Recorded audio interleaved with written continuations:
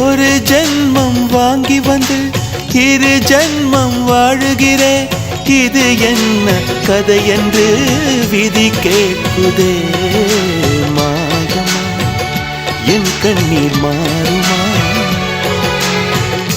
எங்கேயோ தொலைந்த விதை இங்கே வந்து பூத்ததென முல்லைப்பூ என்றிருந்தேன்.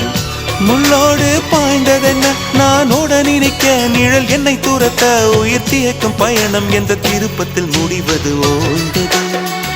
என் கால்கள் ஓய்ந்தது, தீர்ந்தது, கண்ணீரும் தீர்ந்தது.